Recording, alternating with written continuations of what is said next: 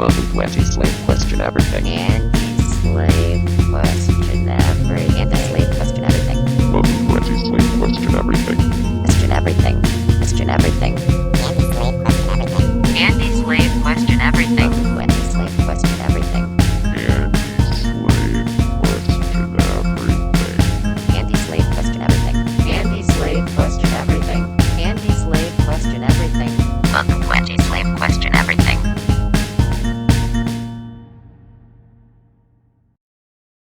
Hello and welcome to another fun-filled episode of Anti-Slave Question Everything. This is your host, Bo Diggles, as usual. And today I'm going to bring a pretty fucking long episode to you guys. And it's all myself. It's literally just me talking for like fucking 2 hours. And it's basically, the whole video is me reading Stephen Marlow's email that he sent out before he did what he did and doing a breakdown, like analysis of it. And it was like a 45-page email. It was really fucking long. It's circulating over the internet, blah, blah, blah, blah, blah, blah. I want to mention, though, I mean no disrespect to anybody involved in this tragedy. This email, I believe, is very fucking important because it very much so gives a play-by-play depiction of what it's like to lose your fucking mind while under attack of some sort of mind control weapon. And I honestly believe that he was under attack by some sort of mind control weapon. I do believe that there is a mind control weapon that they are using on Americans all across the country. Maybe not even just in America, maybe in Canada too, maybe in the United Kingdom too, maybe in Germany, maybe anywhere. I mean, if we have this technology here, sure as shit, other fucking nations are going to be using it too. And I mean, we've had mind control from the 60s and 70s. We've had this shit for a very long time now. It doesn't surprise me at all to see this type of shit happening in 2022. It's just, it's mind-blowing though. It's not,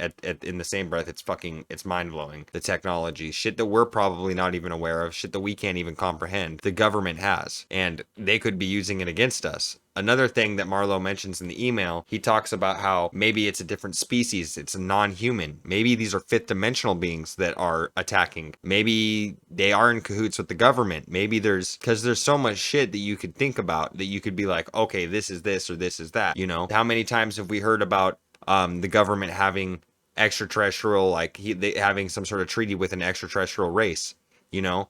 Maybe that's what's going on. Stay tuned. I mean, like I said, if you fucking watch this whole video, you fucking deserve an award. I'm not that good at reading. I tried my best. Bear with me. I don't know if I'm going to speed it up a little bit or not. I might speed up the actual fucking audio or the video file of me reading it just so it goes by a little bit faster, so my voice might be a little bit high. I don't know. We'll see. I haven't finished editing it yet, and I'm just recording this because the other thing's exporting. It's taking forever. Fuck it. Enjoy the video.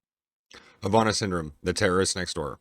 The following document describes an ongoing terror attack taking place in the United States. I mailed this document to the special agents in charge of the FBI field forces in Chicago, Washington, and Minneapolis on Friday, June 24th, 2022. Unbeknownst to me, 60 Minutes was about to air an expose on Havana Syndrome that Sunday, June 26th. I mailed the same document to the CIA's Office of Public Affairs the following Monday. The 60 Minutes episode can be viewed here. Havana Syndrome stumps investigators. Link included. I believe this document can give the FBI/CIA task force on Havana Syndrome insight into the attack that was described in the 60 Minutes episode. I have been unable to discern the exact method of delivery, but I do not believe a microwave gun is being used. What I can tell you is that I deduced the vestibular system from personal experience, and I can prove it with emails of this same document before this episode was aired. I'm sure my experience will seem bizarre to you at times, but the main point is that a human satellite system is responsible for these attacks. A human satellite system that surrounds their targets. This will be more clear once you've read the document. Something I would like you to consider while reading is this. Can human vocal cords produce infrasound? And can human vocal cords produce some sort of harmonic resonance with the electric fields our brains create? What I can tell you is that I've located a massive terror cell here in Dayton, Ohio, that is using this weapon on myself and countless other victims. Unbeknownst to them, it also happens to live 15 miles away from Wright-Patterson Air Force Base. Oh, he says, I also happen to live 15 miles away from Wright-Patterson Air Force Base. What the victims in the 60-minute episode are not aware of is that their knowledge of classified information was given to the terror cell, and our military complex is unaware of this fact. The terror cell is constantly aware of the victim's thoughts, and they can influence these thoughts as well. Beyond that, they can influence emotions and motor function. It is beyond cruelty, it is beyond evil. Just like the internet sounded like science fiction 50 years ago, there is a human network operating here on US soil, a collective that constantly surrounds their targets and can infiltrate their minds. This has been going on much longer than the FBI and CIA realize, and the full capacities of this telepathic weapon are well beyond anything covered in the 60 Minutes episode. Wow. Before moving on to the next page, please note that in the case of Olivia Troy, the cell would be driving around the White House, and they would not be making repetitive orbits, and they would only need to drive around or near once. The terror cell is massive, and they are in constant communication with one another mentally. What I'm saying is that this is not some small team circling the White House. It's a massive terror cell. Hundreds of cars driving around or near the White House, possibly even on the grounds, maintaining a perimeter around the victims. Just like myself, Miles Taylor and Olivia Troy will be constantly surrounded by this cell. They are located throughout their neighborhoods, the apartment across the street, driving Ubers, behind the cash register at Starbucks. They have been fanatically radicalized, taught how to function in society, while they viciously attack the minds of any targets in their vicinity. I have made very minute changes to the original copy that I mailed to the FBI and the CIA for the sake of clarity. But after seeing the 60-minute expose, I would like to note that my little brother and I have both developed speech impediments as children. I have also corrected the spelling of Leo Say's last name. In the original draft I mailed, I misspelled his name TZE. The terrorist next door. Imagine the house your family moved into when you were 16 years old was actually surrounded on all sides by families and neighbors who all belonged to the same terror cell. Children's, grandparents, mothers, fathers, all involved. Every American flag, every bumper sticker, every soccer mom, every awkward teenager, an illusion created with a sense of smug satisfaction. Each one leading a double life, all sharing a common goal, to mentally and emotionally manipulate and control their targets. They use a form of ventriloquism and telepathy to monitor their targets, learning their thought process, their speech patterns, and the speech patterns of their friends and associates. Ventriloquism, because they learned a long time ago that humans' brains are always processing information subliminally. So even if we don't consciously process hearing something, our brain still processes the sound at a subconscious level. Every single attacker has learned how to literally see through the eyes of their victims at a young age. After years of monitoring their victims, they are able to remote control their victims to a certain extent. Every victim has a blind spot, and with the awareness of the victim's visual field, the sleeper cell can control the eye movement of the victim, moving the victim's eyes remotely by simulating motion in the peripheral visual field. By manipulating this natural motion sensor, this terror cell can make themselves practically invisible to the victim if they choose, by causing the victim to glance in another direction before the victim can focus on the attackers. This is especially true when driving and when they want to hide their use of ventriloquism. A group of attackers can essentially control the thoughts, emotions, and certain movements of the victims. Like a DJ looping different tracks, each attacker assumes the role of a different song, each speaking at different speeds and rhythms, each aware of the victim's thoughts and emotions. On top of different speeds and rhythms, they also have different pitches, some low, some high. And they're all well trained at disguising their voices, with so many attackers speaking at the same time, and with the victims unable to consciously hear what is being done, the attackers can literally control the victim's stream of conscious. I can only speculate that they can control different brainwave states in their victims. For example, victims may believe that they are feeling tired, but really their brainwaves are being slowed down artificially towards theta, and thus the victim's brain tells them they are tired. I know for certain that the terrorists can put their victims to sleep, or at least make them feel tired. I'm just not sure if they can do it by slowing their brainwaves down or by some unknown means. An attacker can say, "Check your phone," and the victim believes that they experience the urge to check their phone, or that the thought that triggered the urge is their own, all the while being oblivious to the fact that the urge was planted in their mind rather than generated. Wow. Operated on by their neighbors and members of the community since birth, entire families are being remotely controlled and sabotaged by this terror cell. Sounds a lot like MK fucking Ultra, bro. Man, this is not a local occurrence here in Dayton. This is a global network, literally a human satellite system. If you don't know what I'm talking about, then you are almost certainly a victim. A convoy numbering in the thousands here in Dayton and across the country uses the highway system here in the States to employ their technique. They use the highways because they manipulate their victims using something similar to the local sleep or highway hypnosis. Many drivers has experienced a trance-like state when driving, when they are unable to recall the last few minutes of driving, so like lost time. As soon as their brainwaves slip into trance, the victims become much more receptive to subliminal commands. When you experience highway hypnosis, you're essentially being remote controlled by another human being, or a group of human beings, and they're actually all around you on the highway. Turn left, slow down, look right. The victims are unaware of the commands as they are in a trance-like state. Highway hypnosis is not a phenomenon, it's a symptom. If you have ever experienced highway hypnosis, you are a victim. This manipulation takes place even without highway hypnosis, but while experiencing highway hypnosis, victims are much more malleable. You are not just being manipulated while you are on the highway, you are being manipulated and controlled at all times. The entire convoy paces the victim, and the victims have no idea that they're being manipulated, boxed in by the semis and soccer moms on purpose to keep them confined within the convoy. Innocent, brake touches when the car in front of you slows down. Every single time you glance in the mirror, all being remote controlled while the victims remain unaware. Victims are oblivious to the fact that they're being controlled because driving seems instinctual to them. After all, this is how their brains have always operated, or to be more accurate, this is how their brains have always been operated on. It's nearly impossible to convince anyone of what's happening because it's always been happening. That's how their minds have always worked.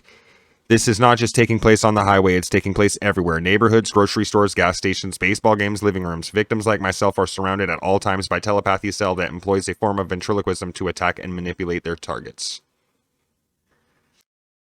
My name is Stephen Marlow, and the most atrocious war crime in human history is taking place. I'm currently 39 years old and grew up just north of Dayton, Ohio, in a small town called Vandalia.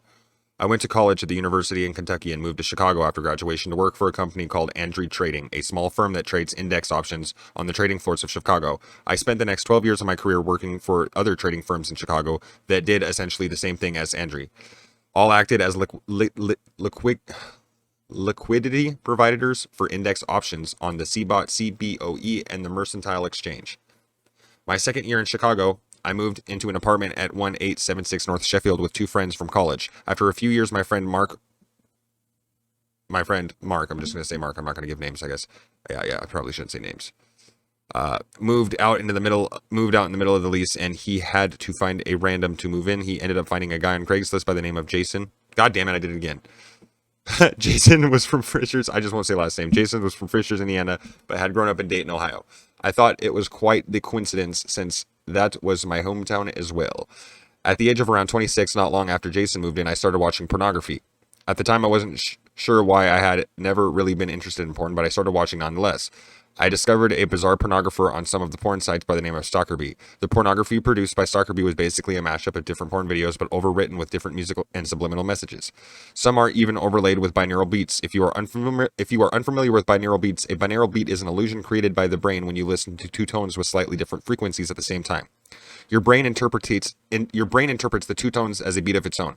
The two tones align with your brain waves to produce a beat with a different frequency. This frequency is the difference in hertz between the frequency of the two tones. For example, if you are listening to a 440 hertz tone with your left ear and a 444 hertz tone with your right ear, you would be hearing a 4 hertz tone. When you listen to binaural beats, your brain activity matches the frequency set by the frequency of the beat. This is called frequency following effect. This means that you can use binaural beats to entrain your mind to reach a certain mental state. All the videos are meant to be hypnotic programming for beta males, all centered on female supremacy and female domination. Many of the videos are focused on humiliation and personality destruction, similar to the famous Harvard experience that Ted Kaczynski, the Unabomber, took part in. Some of the videos also focus on edging, where the viewer masturbates to the edge of orgasm, stops before reaching orgasm, essentially staying just on the verge of orgasm throughout the video. The StalkerBee site also mentions the hive, which alludes to a beehive, or in my idea, hive mind, hypnosis, I don't know, where worker bee drones and all work together to serve the queen. There is also another pornographer on Pornhub by the name of Sissy Subliminal who produces similar, if not the same, pornography. Dude, because Pornhub is fucking CIA, bro. This is fucking crazy. This Sam Tripoli says this shit that Pornhub is fucking CIA because they fucking do shit to MK Ultra people here, and this guy is saying it right here that on Pornhub there's MK Ultra shit. Okay, let me continue this email. Holy fuck. This porn seems to be focused on submissives for males as well as gender identity confusion and sexual orientation. What the fuck? That's another part of the agenda. Okay, wow. It attempts to use subliminal message along with sexual conditioning to break down the victim's masculinity and prey upon insecurities. Holy fuck. All of these videos are far from pornography and much closer to brainwashing psychographics. And you know what? That was another big thing. That's some shit that they did do with MK Ultra, man. It was like porn stuff. They did that shit with porn stuff, and then they did the fucking experiments inside of the brothels. So obviously the pussy liquor is a good way to hypnotize a man, evidently. Who would have thought? I sent a message to StalkerBee's website to see what sort of response I would receive. I sent an email to a website called Kaya's Domain.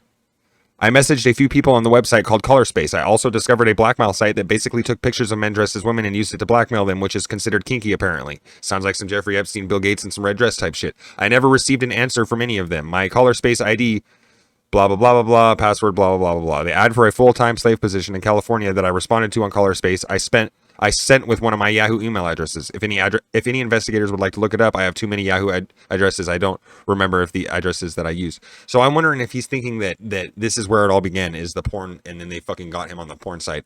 But let's continue on. A few years went by, and at the age of 29, I started going on a few dates with a girl named named Izzy.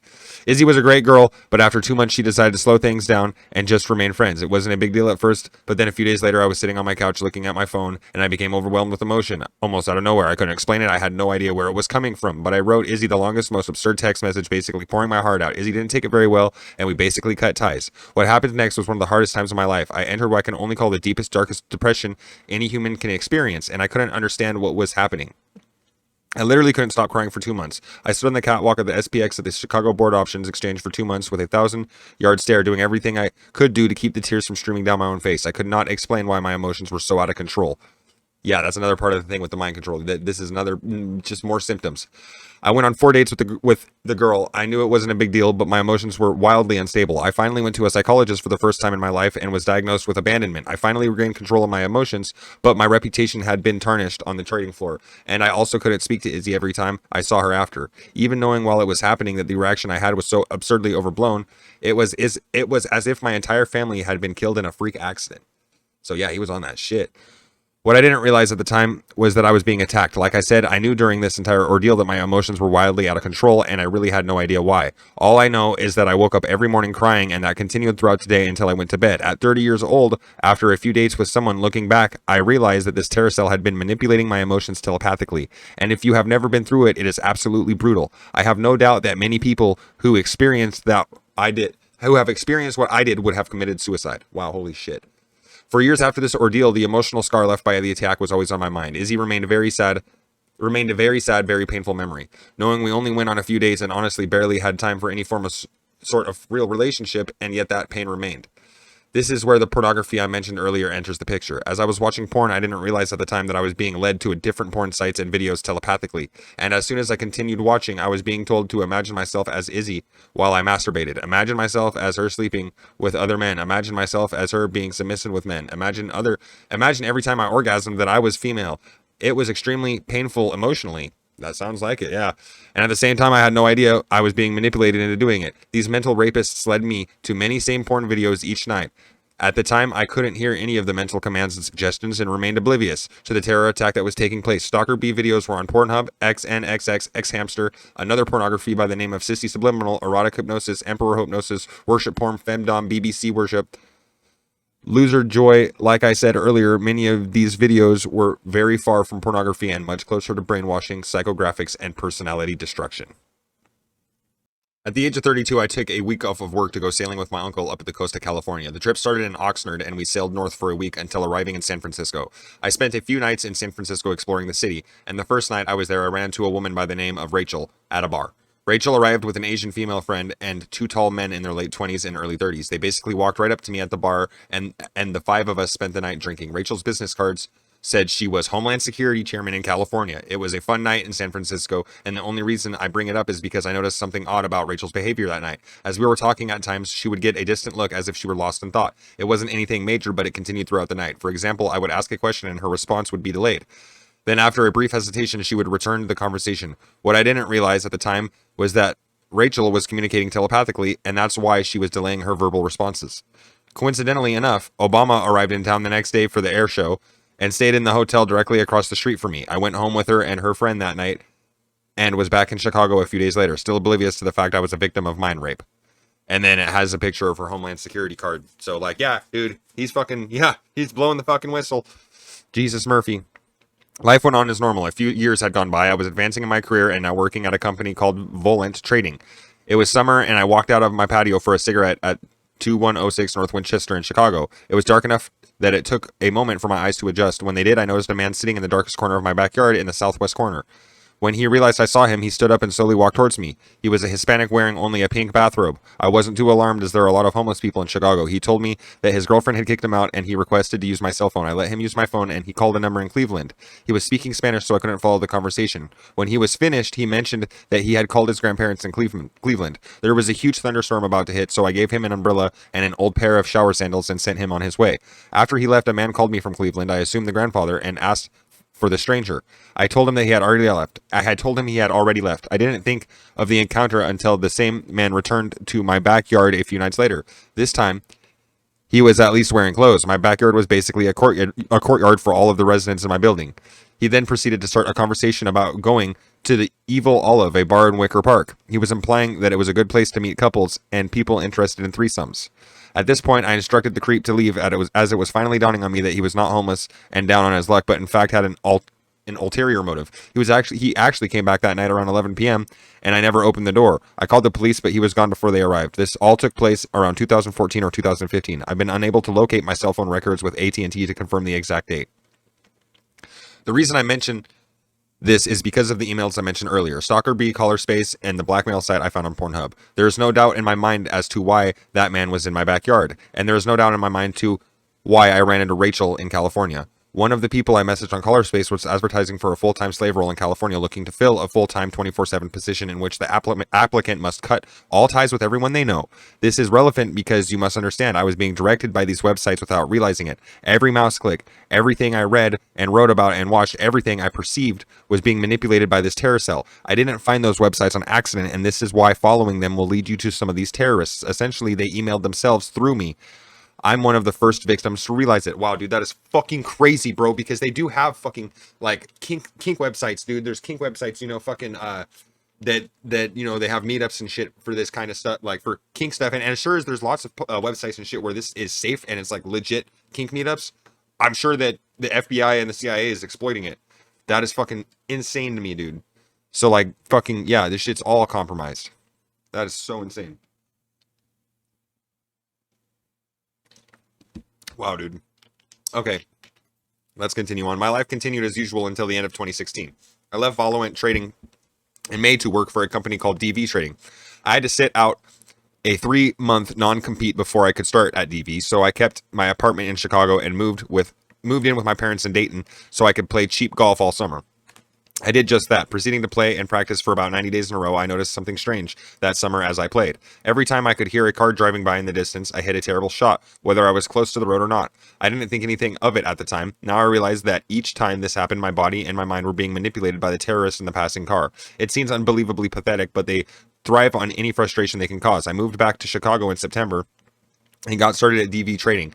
But on the drive back to Chicago, something strange happened. I was listening to the radio on I-70 and heard a female voice, very faint, almost like it was coming from a speakerphone, and she said something along the lines of, "Oh yeah, Steve, we finally found you. It's been so long, I don't remember the exact words. I didn't think much of it at the time. I just thought my ears were playing tricks on me." So this is like the beginning. He is explaining like the beginning of it. So it started with Pornhub. The mind control attack started with fucking Pornhub. All right, Sam fucking called it. Sam Tripoli fucking called it. He called that already. That's fucking crazy. Then early in 2017, still at my apartment in Chicago, I was on my computer in my bedroom wearing my gaming headset and had just started the game. I was about to play when I heard a male voice that said, "Steve's a real N-word, yo." I was a little confused because at the time, I was at the title menu and there was no way to voice chat at that point in the game. The walls of my apartment were thin and my apartment resided right next to the sidewalk at 2106 North Winchester. It wasn't out of the ordinary for me to hear the sound of people as they talked by the apartment. Again, I just chalked it up to my ears playing tricks on me and went about my day. Late in December 2016, due to some unforeseeable circumstances, DV Trading backed out of our trading agreement. My business partner and I had to find another backer so we could resume our trading operation. We started at Sumo Capital in February of 2017. Around the same time I started at Sumo, I stopped at the 7-Eleven at Damon and Dixon's on the walk home from the Blue Line after work. It's right around the corner from my apartment. As I put my Gatorade on the checkout desk, I heard a male voice, clear as day, say, "Now get stoned and masturbate." The voice clearly originated behind my right ear as if someone had leaned over and whispered it behind me. When I turned to see who had made the comment, there was no one else in the 7-Eleven. I was a little bewildered. And since there was nothing I could do about it, I just went back to my apartment. A while later, I want to say around July or August, I was riding my bike into work around 12:30 a.m. because I needed to sell futures against our VIX options position. When I tied my bike up next to our building at 190 S LaSalle, I heard a male voice as clear as day said, "You're like my second son." It seemed like it came from across the street a few floors up, but the financial district is a ghost town at that time of night, and none of the windows in those buildings are open. A few weeks later, when I was managing our position alone in the office, my business partner was out. I heard a female voice that said, "He is a beast of a position manager." My office door was closed at the time, and I honestly thought someone was on my headset. I wear a headset all day for communicating with the floor of brokers. She also commented on a 2,000 lot of upside calls I was trying to sell at the end of the day, which I didn't get off. She said something along the lines of, "That was a pretty innocent 2,000 lot," implying that it would have really hurt my upside risk going home. Another day on the trading floor in March, the Monday before our March expiration, I arrived to the CBOE early around 7:15 when no one else was on the floor. As I was walking to my computer, there was a female voice that said, "Leo says loves you." Leo says is an FBI agent. I lived below at 1457 West Augusta. I lived in the garden unit, and he was my landlord from 2013 to 2015. There were many other incidents just like these at work, all designed to confuse and sabotage my trading operation. Wow, so it was fucking with him at his job. Like, he was hearing shit at his job that was implanted in his head to fuck with him, so he couldn't continue to operate in this banking shit that he's doing. It's fucking wild. Things weren't going well at Sumo, and I was just finishing up closing my options position. It was a hard time in my life because I had finally started my own market making desk after years of work in the industry, and because of horrific timing and the sabotage I just mentioned, I had failed to realize any profit. I didn't realize at the time that I was under attack. I was sitting on my couch feeling sorry for myself, and a female voice as clear as day said, "I hope you learned your lesson." Try to imagine what kind of emotions that might trigger. Seriously, what the fuck? A random stranger rubbing it in that I had failed on my business venture. Dude, I would fucking lose my mind. I'd go crazy. Needless to say, I was outraged. What I didn't realize at the time was that the outrage was also enhanced by the terror cell around me, which can project emotions to their targets, turning annoyance into anger, turning sadness into depression. And then he lists off like what he hears, and it says the list of the hearings goes as follow: male sumo office during the trading hours. Now that's a good clerk, referring to a broker I was talking to on the floor. Male while sitting in my backyard after a phone call with Kevin. I hope I never see your face again on the trading floor. So he's just listing off a bunch of different things that he was hearing that was making him go mad. Would you date a lesbian? Oh yeah, Steve, maybe today's the day you give someone a blowjob. So just like fucked up shit. Steve, you worship the goddess. You know, so just like, so he got wrapped into the mind control and the porn hubs, and then now, yeah, it's a list of a bunch of shit. Man, dude, this is so crazy. Fuck. So he's talking about all those hearings. Now he goes on to continue to talk. That's not everything, but those are the hearings that I remember the most clearly. After that, everything I was hearing became confusing, almost like they were tourniqueting my own thoughts, so I couldn't make sense of what was happening.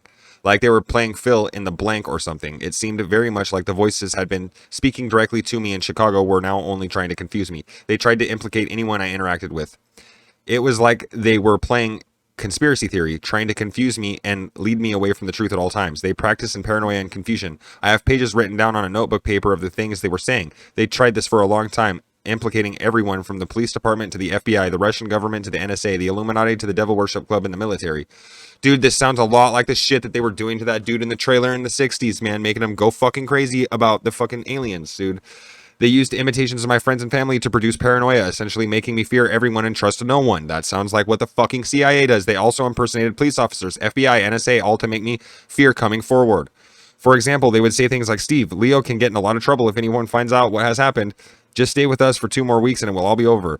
They would say things like, "Leo wants you to start bringing your gun to the trading floor. This is how we select our agents now." Oh my god, dude. This is how we select our agents now. In case of a terror attack, we need someone on the trading floor who is armed. No.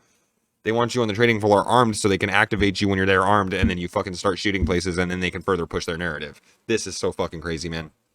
It became constant harassment and abuse. Every second of every day, things like, "Hey, why don't you get on Facebook?" to, "Don't you worship anal?" Things like, "California is seceding from the union, and thanks for insulting the police department." Things like, Steve, it's not telepathy, it's artificial intelligence." Steve, do you really think it's artificial intelligence? It's telepathy, doofus.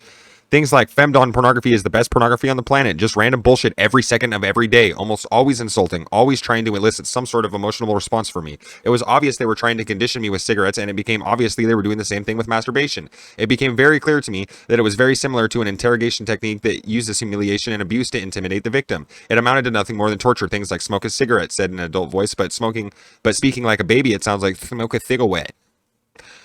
But said quickly things like, "Don't you love subliminals? Congratulations, faggot." Whoops. Congratulations, F word. And don't you worship orgasm? Things like, do we frustrate you? Good luck on being an options trader. Give a blowjob, Republican. Don't you want to put your legs together and masturbate? Don't you worship microphonic eardrums? Don't you love conspiracies? Sexual innuendo is not permitted on the trading floor of Chicago. Don't you love schizophrenia? You sent your personal email to a psychopath of epic proportions. Don't you want this relationship? Don't you need this relationship? Man, so he's just got like all this shit. All this shit. It's a constant stream of abuse, a constant stream of mental rape.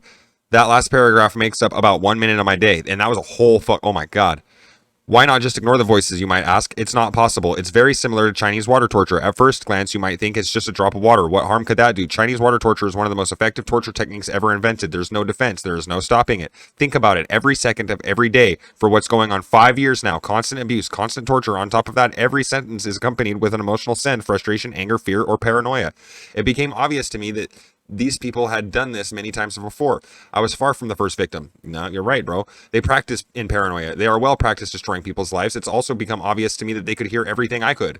I didn't catch on to this early on because, let's be honest, I had no idea what the hell was going on. It took me a while to realize that it appeared that they had been listening to my every conversation for at least a few years before they had attacked me. And let me be clear, it was absolutely an attack. This is psychological warfare on a level that is hard to conceive of unless you've experienced it. Yeah, let that sink in. This was psychological warfare on a level that's hard to conceive unless you've experienced it. Damn. What most victims don't understand is that these terrorists haven't been listening to their conversations. It's telepathy. Every thought, every memory used against you. They don't hack emails. They read the emails with you. They don't bug the cell phones. They hear the conversations as you have them. They are able to access the victim's memory, and it is the most disgusting, cruel thing that has ever been done. An abomination that has no compare. And these terrorists know it very well and use it against their targets very effectively to dehumanize victims in the most abhorrent way imaginable, as well as activate them emotionally. I fled Chicago because of these people. They told me that Jason and Jen had given me Rohypnol. I had no idea what was going on at the time. That's why I got to the hotel the next day. That's why I got to the hotel and left the next day. Can you imagine that? Being run out of your home by a group of terrorists who are attacking human beings in the most disgusting way imaginable. When I returned to my parents in Dayton and informed my family of what was going on, I was going in for a big surprise. They didn't believe one word I was saying. Their successful, bright 36-year-old son/brother who had never shown any sign of mental illness was either A, exposing telepathy in the group of animals who used it, or B, had developed some form of mental illness. I understand the skepticism one might have if someone starts talking about telepathy, but the technology is out there. Neural interfaces with computers allow people to type just by thinking. Humans can pilot drones with the use of brain-computer interfaces. Researchers at the University of Washington have even used one man's thought to control another man's motor function. Remember, my mouse clicks were being controlled. I'm telling you that there is no brain-computer interface here. It's human-to-human interface, and it is vicious. A human satellite system orbits their targets and brutally attacks them, right under the government's nose, right under the military's nose, and what will go down in the most horrific war crime in history. I've also lived a very normal existence. I played sports in high school. I've always been extremely social. I got my degree in the University of Kentucky. I moved to Chicago and started a job trading index options and developing my skills as a position manager. Any of my friends will tell you the same thing. Unfortunately, when you tell someone that you can hear something they cannot, they assume you must be mentally ill. How absurd is that? My father, who has impaired hearing, refuses to believe that I can hear something he cannot.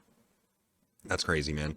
Still, this doesn't explain why others who are not hearing impaired cannot hear what I'm describing. I also know for a fact that all I have to do is think and the information is conveyed to an entire group of people. I can think verbally, making sure I use no vocal cords. I can imagine something visually. I can reminisce about a high school wrestling match or a social interaction at a bar. It makes no difference. The mind rapists receive everything my mind is doing. Along with my thoughts, they're aware of and manipulate my eye movement, my speech, my hand motions, my emotions, my very perspective. They are able to produce itching sensations on your body, yawns, throat clearing, swallowing, sleepiness, tightness in your calves when you lay down at night, sniffing in your nose, increased heart rate, lightheadedness, balance problems, vestibular system, chills, hot flashes, stuttering. These are all symptoms of fucking EMF radiation and fucking like signal attacks, bro. Every time you forget your phone, every time you get stuck trying to remember a word or phrase, every time you get comfortable on the couch and then you have to immediately get back up because you forgot something. This is not old age or forgetfulness. It is a mental blockade produced by the terror cell that surrounds you in your own neighborhood. Dude, oh my fucking god. So the terror cell, it's like, so because we have fucking radiation and signals that are being beamed everywhere at all times on people, and that's why we have fucking shit like like depression and anxiety and shit like it's such a high rate because in certain area or violence in like ghetto areas because they beam certain areas with certain frequencies and it causes people to do shit. Look at the fucking Eugene wavelength, bro. Search up the Eugene wavelength, dude. It's literally some shit that happened where this radio wave was going over these certain spots. It was on these certain spots, and in those certain spots people were starting to become more sick. Look into it. It's fucking declassified on the fucking you know who's fucking website. Insane. Dude, oh my god. It's mental rape in every sense. This terror cell played God with me in Chicago, and when they realized I wasn't falling for it, it quickly became a confusion technique that they had practiced many, many times. They destroyed my relationships, my entire social network. They do this by making the victim think that their friends are involved with the abuse. The emotional abuse is hard to describe. The loss of those relationships has been hard, but to come home expecting my family to support me only to have them take the same stance as everyone else was even worse. He got fucking Mr. Smithed hard, dude. On top of that, the terror cell can send or enhance emotions in their victims, so I guess I have been an undiagnosed schizophrenic my entire life, right? Successful employee, extremely social, never exhibiting any signs or any sort of mental disorder, and then I sit out a 3-month non-compete in Dayton in preparation to launch my LLC with my business partner in Chicago, and I'm immediately being mind raped like few have ever been. Okay, so then I sit out a 3-month non-compete in Dayton in preparation to launch my LLC with my business partner in Chicago. So he was about to launch an LLC with his business partner in Chicago, and he immediately starts being mind raped. Okay, give me a break. It's so obvious to me the terrorists abusing me with telepathy are most atrocious, disgusting pieces of shit that ever walked this earth. Literally framing people for mental disorders, and it's not like it's just a frame job because they do it with torture. They intubate me with the most disgusting abuse you can possibly imagine every second of every day. Literally mentally impairing human beings. It slows the victim's thought process down. I spend all day mentally defending myself, which in turn keeps me from operating and performing at my best as a human being. The worst in part is most victims are not aware that they are being framed. Absolutely the most pathetic, disgusting act in human history. Think about what I'm saying. There is a group of terrorists who frame their targets with mental disorders by mentally torturing them. If I don't talk about it, then everyone assumes I'm the same old Steve they've always known. But if I start to talk about it, then I might have a mental disorder, right? Since when does the topic of conversation determine if one has a mental disorder? I don't know. If I go 6 months and I don't talk about it, the constant torture I'm enduring apparently is perfectly sane. At the end of the 6 months, if I bring up the topic, apparently I have a mental disorder. It's absolutely pathetic. People need to realize this exists. People need to understand that this war discovered a long time ago, and this terror cell is taking advantage of people in the most disgusting way imaginable. Emotional, psychological, mental torture, and mental molestation. Absolutely despicable. The most atrocious terror attack in human history is taking place on a scale that is unimaginable. I cannot stress enough that it is the most disgusting form of psychological abuse, torture, and rape that exists. A constant stream of abuse designed to break the victim down, specifically designed to destroy relationship and ruin lives. Specifically designed to destroy the victim from within. Your thoughts are no longer private. Every secret you have is no longer yours. Taking a shower, going to the bathroom, masturbation are all used to embarrass and dehumanize the victim. Constant abuse, every second of every day. Past relationships used against you. Past heartbreaks thrown in your face. Past failures made fun of over and over. Constant attempts are made to exploit the victim's insecurities, all accompanied by emotional sends designed to destabilize the victim. When I started researching what was happening, I found all the answers I was looking for. This link, Artificial Telepathy, describes exactly what I've been experiencing. I literally could have written this verbatim. It's the most disgusting kind of torture that exists. I also found countless articles on targeted individuals. I realized quickly that all of these people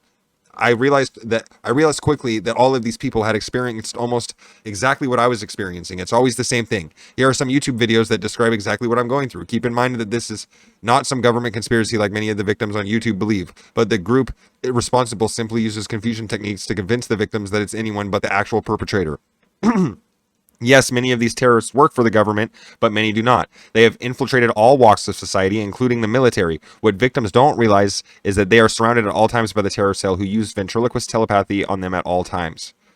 Fucking crazy, wow.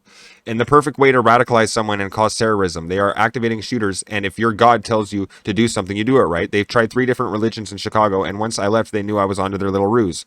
The torture became unbearable. I've spent every waking hour being constantly tormented by these terrorists. It is literally constant mental rape. I'm asking anyone who cares about humanity to look into this. We got you at AntiSlaveQE, homie.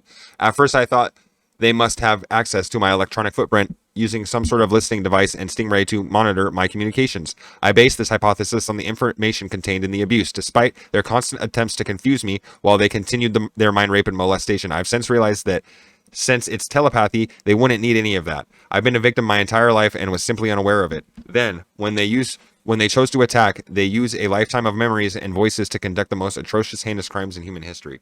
So it's like you get selected at a young fucking age, and then they fucking... Before I realized I was being tortured by my entire neighborhood, the abuse seemed to originate from the vibrating of neighboring air conditioners while I stood on the back porch. If no air conditioners were on, and it was really quiet out, when the voices seemed to originate from the hum of Interstate 70, which is just a mile or two from my home. When I lay in bed at night, the voices originate from the window in my bedroom. This seems to indicate some sort of wave or vibration. When I stand in my garage and the wind blows, it affects the volume of the voices. When I sit in my living room and the voices originate from the windows in the living room, or from the vibration of the fan on my computer, or from the garage that leads in the kitchen. It's almost like an ambient sound helps make the voices more clear. I have yet to walk into an entirely soundproof room. I can tell you that it has to involve the brain's electric activity, because I only have to think of something verbally and my neighbors clearly hear what I am thinking. The terror cell can also send mental images to my mind along with emotions I mentioned earlier. They like to send very personal memories, as horrific as the phrase is, in an attempt to activate me emotionally and intimidate an intimate moment with an ex-girlfriend, or a memory I have with so many of friends I have lost, and then rub it in. There's nothing I can do about the mind rape that is taking place. In 2019, after years of enduring this abuse, I confided in one of my golfing buddies Tyson, about what I had been going through. Up to that point, I didn't tell any of my friends what I was experiencing, because my family had received it so poorly. So this guy was like reaching out to people. He fucking reached out to his family. They were like, "No, bro, you're fucking crazy." He's reaching out to his friends. A few days after confiding my friend about what I had been going through, I was laying in bed at night trying to get to sleep. This particular night, while enduring the constant abuse and sleep deprivation that I endured for years, one of the voices threatened my sister's children and her family.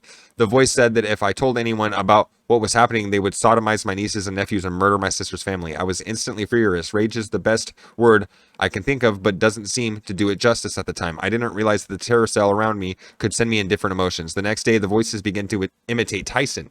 Oh, fuck. They didn't imitate his voice exactly, and this is what they fucking do, dude. This is what they fucking do. They get you to fucking... Oh, my God. Imitate the homies. Jesus fucking Murphy. Oh, my God. Okay. They begin to imitate Tyson. They didn't imitate his voice exactly, but it was close. And they used the same verbiage and speech patterns as him. Jesus fucking Christ. Because they have deep fake technology, bro. And if they're doing... Oh, my God. Whoa. I was beside myself with anger that day, and I wasn't taking any chances with my sister's family and her children. I drove to his house in the afternoon and put my truck in park in front of his house. I sat there watching the house for about 7 minutes trying to decide what to do. Like I said, I was beyond furious, and I wasn't taking any chances with the lives of my sister's family. As I sat there, an old man, I'd say around 80 years old, gaunt with a patchy gray and dark beard, who looked very much like some cult leader from Utah, was driving towards me on the side of the street. He drove a maroon SUV, and as his car came near, he came to a stop. So his driver's side window was right next to mine. He looked over at me, stuck his hand out the window, and pointed at the sky, then drove away. I took it as confirmation Tyson was involved. I walked into Tyson's house, asked him if he was involved. He claimed he was not. I threatened him and left. Fuck. That's fucking crazy, man. Later that night, I was arrested the first time in my life and went to jail. I was later found guilty of a third-degree felony. I was arrested with no evidence that any crime had been committed, only Tyson's word. The police claimed they pink slipped me, which means they take you overnight for mental evaluation. Only after I was placed under arrest did the Miamisburg Township Police Department find the warrant from Vandalia. They also searched my apartment that evening after I explicitly told them they could not enter my home. After spending a year on house arrest and spending $12,000 on a lawyer, he told me he would not represent me in court. He would only plea. Damn. And I wouldn't get any of my money back if I chose to go to court. That fucking sucks. Since I had no money left at this point, I had no choice but to plea. I didn't realize at the time, but the police department has been infiltrated by the cell. Carl, my lawyer, I'm still not sure about. At the same point in time, I didn't know to look for the use of ventriloquism during our meetings. The entire point of the frame was to disarm me and damage me financially. Fuck, man. They put me right where they wanted me, on house arrest, surrounded by neighbors who were not neighbors at all, but terror cells that hides in plain sight, in plain view of society. But okay, but the thing is I don't think his neighbors his neighbors weren't actually in on it. Nobody was actually in on it. That's the thing about these attacks, is that, and he's saying it himself, it makes you think that these people are your enemies, when in reality, they're not. So this is destroying his life systematically, breaking him down. Now my career was truly over, because any felony on my record prevents me from working. Not only had these animals taken my life away from me, now they had destroyed my future as well. 36 years of life, building a reputation, building a career, building friendships, all taken away from the most evil pieces of shit who have ever lived. I had lost all my closest friends, my reputation would be forever tarnished, and my relationship with my family had been damaged as well. Framed for mental disorder, that is what this terror cell does. That's what they've done for a long time. They mind rape humans, they mentally molest, they savagely attack people, and they destroy lives. Another incident occurred before my trial. I ordered an Uber to take me home after a doctor's appointment. An overweight man in glasses by the name of Joseph was driving. He was watching me intently in his rear view. I told him to turn on Dixie Drive, and when I broke eye contact in the mirror, he muttered something quickly and out the side of his mouth, like "Little Dicky," as if in confirmation. It was exactly in his voice I'd been hearing for years. Not the sound of his voice, but the quickly spoken "Little Dicky" that sounded similar to Dixie. I watched him intently the rest of the ride, and he would only speak when I broke eye contact in the mirror. Like the second I started focusing on something else was the only time he would mutter or speak. It might seem to the reader that this was some coincidence, but it was very clear to me that this shit head was involved. I've placed his picture at the end of this paper along with the license plate I was able to collect from the convoy. My parents, brothers, and sisters still refuse to believe that this evil could exist. I've argued with them over and over, but they refuse to see logic. They say, prove this exists. I say, prove this doesn't exist. It's just so pathetically obvious to so many victims, but honestly, how can you prove telepathy exists? How can you prove to somebody that you can hear or see something they cannot? At this point, I'd given up on trying to convince my family, as sad as that is. They simply refuse to believe that something this evil could exist. What I've come to understand is that my entire life is being operated on by this terror cell, which is why they won't believe me. Their opinions are being manipulated at a subliminal level. They're being Mr. Smithed. The difference is that they interpret these thoughts and feelings as their own. My older brother and his family live in the same neighborhood in Butler Township. They have no idea that their neighbors, classmates, coworkers, and have all been compelling their thoughts and emotions this entire lifetime. Same with my little brother in Cincinnati and sister in Columbus. All the three neighbors infested with the thought Gestapo members, all using ventriloquist telepathy to monitor and manipulate their targets. They thrive on frustration and sorrow, using their terror technique to control and stimulate emotional outbursts from their victims. This sounds like archons and lizard people, bro. Like, seriously. And he says they've infiltrated certain parts of the government. This sounds like either fifth dimensional beings, dude. Archons, lizard people, the Greys, dude. Fucking A, dude. This sounds like fucking extraterrestrial shit, or like lizard people shit, or CIA shit. Revealing in the fact that their victims are clueless to the abuse with which they are being subjected to. Remember those kinky porn sites I mentioned earlier and the horrific emotional attack I went through after Izzy? They are causing transgenderism among many other things. That's why they had me pretending to be female while I masturbated. Transgenderism is a symptom of a terror attack. It's not some phenomenon. Bruce Jenner is a victim. Amy Schneider from Jeopardy is a victim. Amy Schneider also went to Clamande some high school here in Dayton. Bo Bergdahl is a victim. Bo now, oh, I fucking said her last name. Whoops. Oh, these are fucking famous people. Whatever. Bo now identifies as Chelsea Manning. If you're not familiar with Bergdahl, here's a Wikipedia link. Alrighty. I would assume that these three, along with countless others, have no idea that what has happened to them. The porn and the ability to hear the ventriloquist telepathy is not necessary to affect a human being in such an extreme way. It's what these animals get off on. A political statement is being made at destroying human life, and personality destruction, humiliation, and fear are the biggest weapons. On June 27, 2009, Bergendahl sent an email to his parents before he was captured. Bob Bergendahl responded to his son's message not long after he received it. What Bob said is extremely insightful. He says exactly what a mind rapist would say to a victim. Here's Bob's response. Obey your conscience. Dear Bo, in matters of life and death, and especially at war, it is never safe to ignore one's conscience. Ethics demands obedience to our conscience. It is best to have a systematic oral defense of what our conscience demands. Stand with like-minded men when possible. What is clear to me, and what is hard for anyone else to grasp, is that Bob Bergendahl is either on the same side as the terrorist who captured his son, or he is being mind-controlled by a terror cell that surrounds his home. He tells Bo to obey his conscience, a conscience that is being manipulated and controlled telepathically by a human satellite system. Based on my understanding on this form of terrorism, members of Bo's own battalion were involved, along with the men who captured him. Their uniforms mean nothing. The political beliefs they claim to uphold means nothing. The American flag in front of their house means nothing. It's a sick joke to them. They are all on the same side. And if you can't comprehend why it's possible that a father would do this to his own child, then you have no idea what kind of evil we are up against. Yeah, that's fucking right. You guy fucking A. You blue-pilled fucking sheeple have no idea the evil we are up against. I don't think it's likely, but definitely possible considering the animalistic pieces of shit that comprise this terror cell. Fucking A, I'm getting hard at reading. I'm not good at reading. Sorry, guys. Continuing on. Bob Bales is another victim, though he is unaware of what happened to him. Bob Bales is a former United States Army sniper who committed the Canadar massacre in March 2012. Bob was also roommates with my older brother Kevin at the Ohio State University. This is not a coincidence. My brother claims that Bob could not have been considered emotionally unstable throughout college. Okay, wow. So he has a connection with another shooter. What is clear to me is that Bob was being operated on his entire lifetime, just like myself and my family. Wow, these animals use emotion against human beings. While Bob was stationed at Camp Balambi, he was clearly being operated on by other men and women stationed at the camp. He felt that he deserved a promotion, and the ventriloquist telepathists around him were completely aware of this. It's probable that they manipulated this. Though Bob might have been frustrated with the situation, the animals operating on him would have projected more frustration. They would have projected more anger. Bob's family was also under financial strain at the time, which would have been orchestrated by the ventriloquist telepathist that surrounded his family in the Washington state. Before he committed the massacre, Bob was drinking and taking sleeping pills, all orchestrated by the ventriloquist telepathy. Remember, they control impulses. The impulse to drink, the impulse to take pills. Then, Bob complaining about not being able to sleep deprivation just like they have used on me for so long, increased heart rate as I lay down for bed, etc. Bob also spoke of lights being turned on and off in nearby villages. The ventriloquist telepaths would see this through Bob's eyes, and they would produce paranoia, just like they did with all of their victims, just like they do with every shooter that they activate,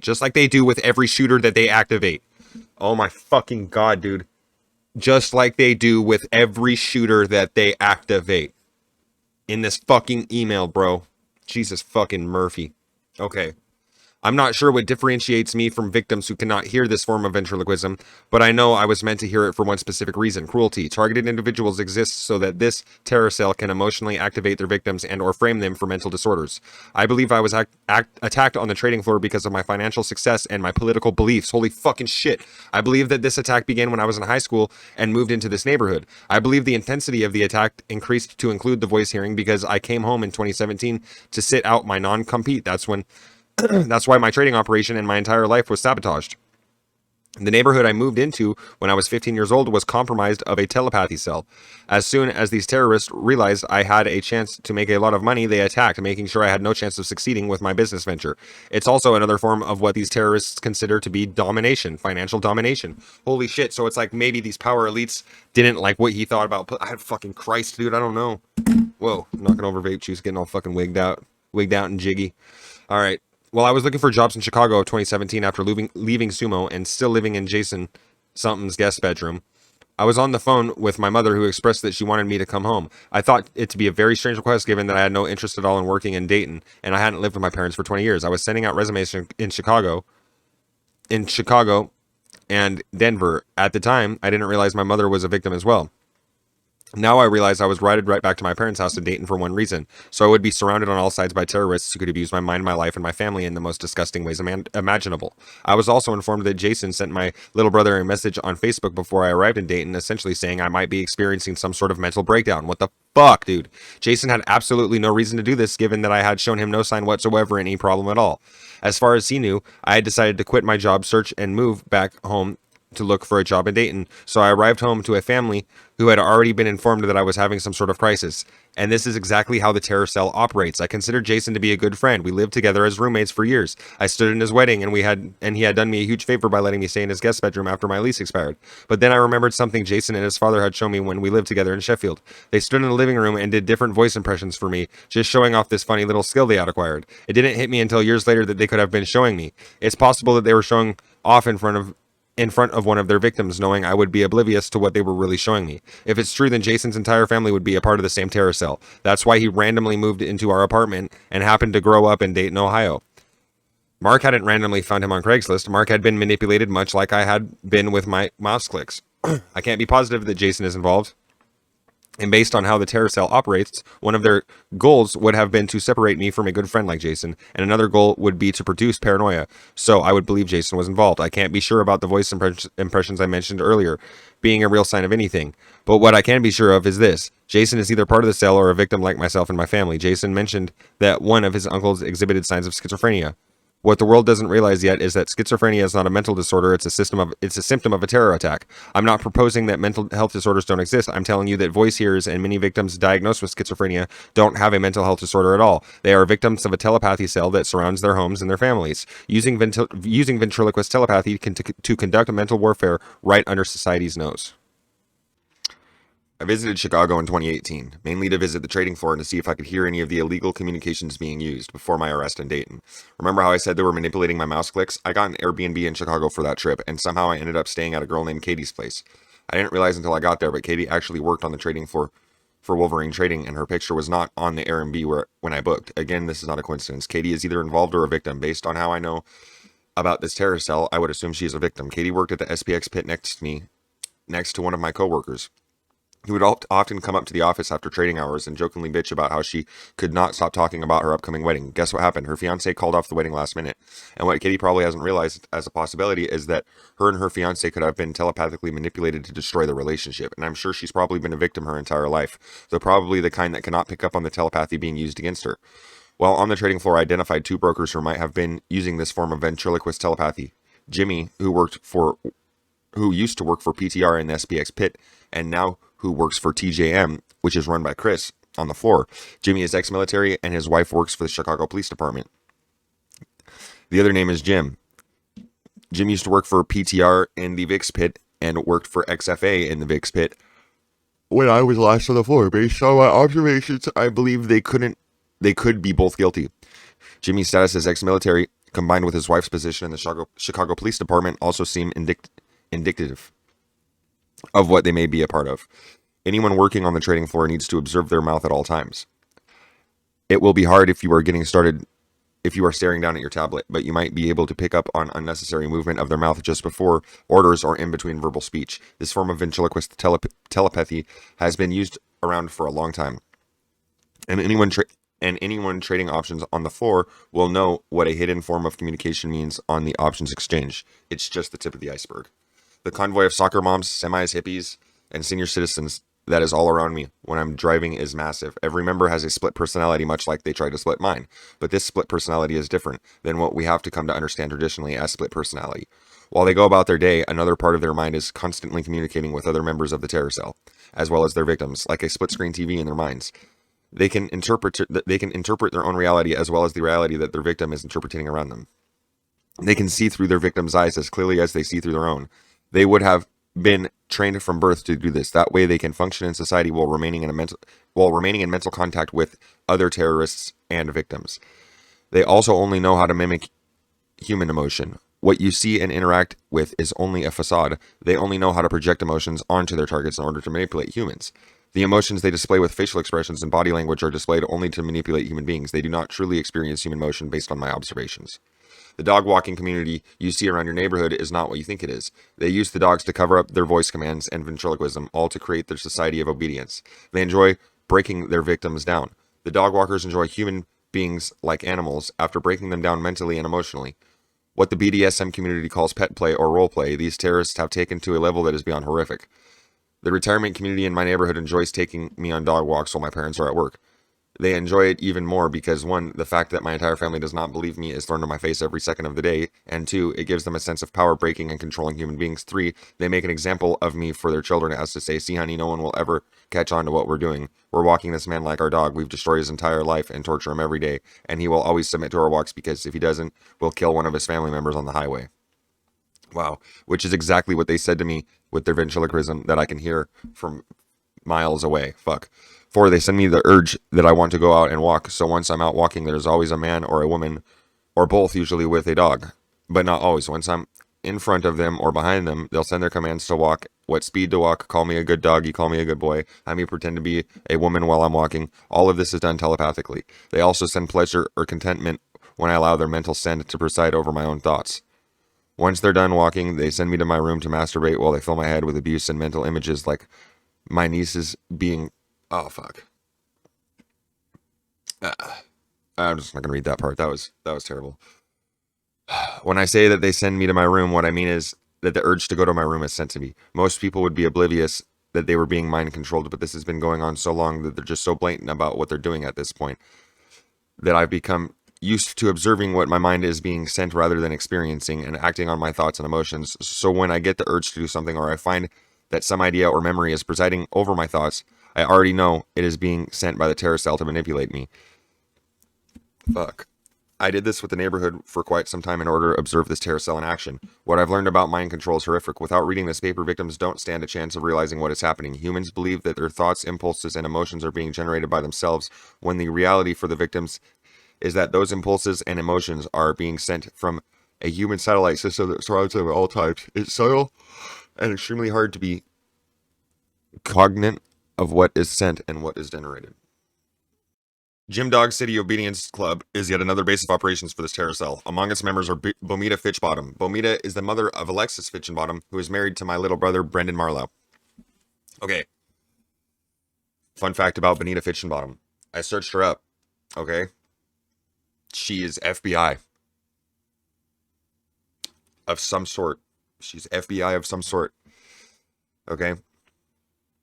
And, yeah, okay. So, yeah, Bonita is the mother of Alexis Fitchenbottom, who is married to my little brother, Brendan. Bonita's husband, Rudy, is an economics professor at Wright State University, which is located conveniently next door to Wright-Patterson Air Force Base. Okay, so these two people are connected to the Air Force Base, and also this lady is FBI.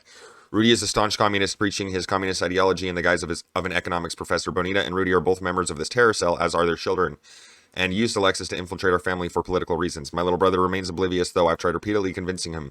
It's not surprising at this point, considering that his thoughts and opinions are being controlled by his wife and the terror cell that surrounds him. The Fitchenbottoms and their massive terror cell they belong to have attacked me and my family for one reason: politics. They've destroyed my entire life, framed me for a mental disorder, mind raped and tortured me for years financially, and dominated me, all to produce an active shooter event, holy fuck, and or another Bruce Jenner in Dayton, Ohio. Once they realized that was never happening, and that I wasn't going to commit suicide, I was introduced to the dog walking community. This is what my family cannot comprehend, not only because it is so sadistically evil, but because they're all victims, unaware that their thoughts are being manipulated. These terrorists take great pleasure in parading the Marlow's conservative son, the fallen position manager from Chicago, all around Dayton, and they take great pleasure in torturing me while they mind rape my family in front of me. They especially love threatening the lives of my nieces and nephews. It's a level of pathetic and evil that is incomprehensible to human beings. My parents have no idea that the high school girl next door, along with her parents, enjoy torturing her son. Jesus Christ.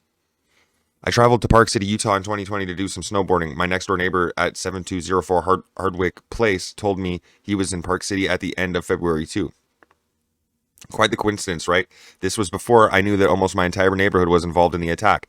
They weren't only people who followed me, and many people on my flight belonged to this thought Gestapo as well. The neighbors across the street from my parents' house at 2612 Harvard Straw moved right in when I moved back from Chicago. Okay, so he's talking now he's talking about the victims. So the neighbors across the street, that's the old couple, and then the neighbors across the way that he's talking about, the high school girl, that's the young couple, that's the Sarah Anderson, and then the young kid, her daughter. So this is the type of shit, dude, that is getting into people's heads, and they're fucking thinking that their neighbors and people that they know are just are their enemies. One of them screamed the name Izzy from their driveway while I was out front smoking one day. They should have no idea who that woman is, had no idea what her significance is to me. They did this while I was on probation, in an attempt to elicit an emotional reaction from me and violate my probation. Also of note is another incident that occurred while I was living in Autumn Woods' apartment before my arrest. I went into the Midas at 1980 Miamisburg Centerville Road, and two people followed me in. One was overweight middle-aged woman named Lisa, and the other one was a white male in his late 20s, early 30s, with the name of Horvath. I later saw Lisa at the house next door to my parents at 7204 Hardwick. Again, this is before I realized that almost every single person in the neighborhood was a part of the same terror cell. They have completely blackballed me from working anywhere but the places that will allow me to work, which basically means the only jobs I will be considered for are extremely low pay, and I'll be surrounded by coworkers who are part of the terror cell. They are able to do this by mentally controlling anyone looking at my resume, as well as manipulating my mouse clips until I'm rotated right back to where they want me to be. Most recently, I was working for a company called Blue Green Vacations, which sells timeshares out of their kiosks at Cabela's locations throughout the U.S. It's a job for 19-year-old college students to have that summer off. I was hired with eight other people, all of whom were involved with this terror cell. I didn't realize this when I was hired, that this was happening. But it became very clear to me that every employee at Cabela's was involved. They took great pleasure in parading their position manager from Chicago around the store, making $12 an hour while I tried to sell vacation packages to them, all while they practiced their mind control and obedience trading. Many members of the cell purchased weapons at the store, and they made a point to walk by me and let me know that they were armed and that they had disarmed me. Cabela's is also pet-friendly, so the dog walking community is welcome inside the store. A contingent of the terror cell that was operating on inside me and the Cabela's were active-duty military coming up from Wright-Patterson Air Force Base to dominate me inside the store. Once I realized every single person in the store was operating on me, I started clocking in and leaving immediately. I would spend the day driving around Dayton obeying the subliminal commands I was being given for fear of my life. This went on for months, and Blue-Green Vacations never fired me because every member of the company is part of the cell. When I finally got off probation and attempted to report this to the FBI, Blue Green fired me instantly, all a part of their sick mind, rape, control, and oppression. Damn. Many people in this terror cell have personalized license plate numbers. For example, the first letters might say HOE or HIZ, most referencing some sort of sexual innuendo or BDSM reference. Many others will use a consonant for their middle letter. For example, HRX. The human brain has been trained to make sense out of these three letters, so these terrorists believe that subconsciously your brain will read HRX as HEX because they are placing a hex on you while you drive. GDD would read as God, much like when you do an eye exam, your brain automatically tries to make sense of what it is interpreting. Hence, you might read O instead of C. This is just one example, but as you observe the convoy, you will see many personalized plate numbers, and many plate numbers that don't seem personalized until you replace the consonants with vowels. The plate numbers do not have to have a sexual connotation at all, but many do. Although we as human beings would place no significance in seeing personalized plate number, this terror cell believes that whatever mechanism our brain uses to interact a personalized plate number is of great importance. If you notice a few of these plate numbers on the highway, then you need to realize that you are surrounded by. You need to realize what you are surrounded by.